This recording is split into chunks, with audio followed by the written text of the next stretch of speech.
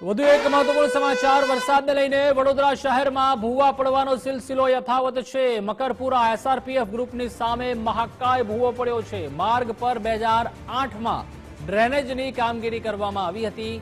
હલકી ગુણવત્તાની કામગીરી કરાઈ હોવાના આક્ષેપ થઈ રહ્યા છે। મુખ્ય માર્ગ પર ભૂવો પડતા અવરજવર કરતા લોકોને પણ હાલાકી પડી રહી છે।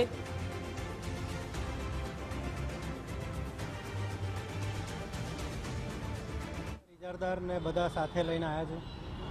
મુખ્ય ડ્રેનેજની પ્રેશર લાઇન છે એમાં ભંગાણ સંચાયું છે। અત્યારે એને કામગીરી અમે અડધો કલાકની અંદર આ ચાલુ બી કરી દઈશું, જેથી કરીને કોઈ બીજું આર્થિક નુકસાન ના થાય એની બી કાળજી લઈએ છીએ। 2008માં આ ડ્રેનેજ લાઇન નાખવામાં આવી છે અને આજે અત્યારે ઇજારદાર આવ્યા છે એટલે હવે અત્યારે કામગીરી શરૂ કરીશું એટલે ખબર પડશે કે એમાં શું પ્રોબ્લેમ હતો ને આ ભંગાણ થયું છે। આ વડોદરા શહેરનો મુખ્ય માર્ગ છે।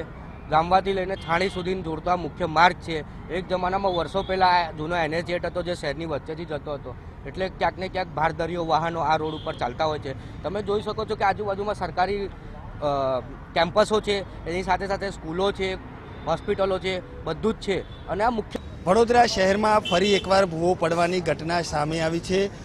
ચોમાસા બાદ વડોદરા શહેરમાં ઠેર ઠેર ભૂવા પડ્યા હતા, ત્યારે ફરી એકવાર આજે સુસન સર્કલથી પ્રતાપનગર તરફ જવાનો મુખ્ય રસ્તો છે ને ત્યાં એસઆરપી જે ગ્રુપ 9નું જે કમ્પાઉન્ડ છે, જે ગ્રાઉન્ડ છે, અને તેની સામે જ જે IOCLનો પેટ્રોલ પંપ આવેલો છે ને ત્યાં આખો આ મસ્ત મોટો ભૂવો છે તે પડ્યો છે।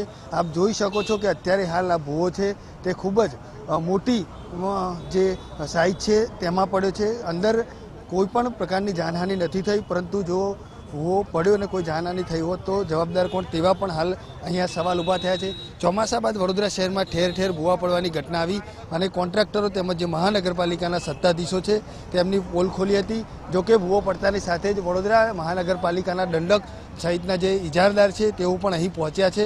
ખાસ કરીને વાત કરવામાં આવે તો જે રીતે ભૂવો પડે ને ત્યારબાદ ટ્રાફિક જામના દ્રશ્યો પણ અહીં જોવા મળી રહ્યા છે, કારણ કે જે રીતે મુખ્ય રસ્તો છે અને મુખ્ય રસ્તા પર જ આ પ્રકારનો ભૂવો છે તે પડે છે।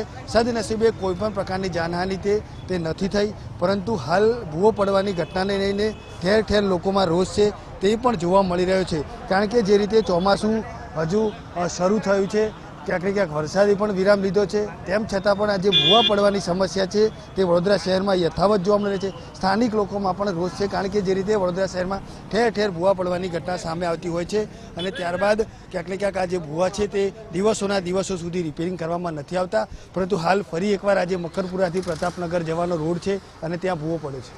કેમેરામેન DK સોલંકી સાથે અલ્પેશ સુતાર, ગુજરાત ફર્સ્ટ, વડોદરા।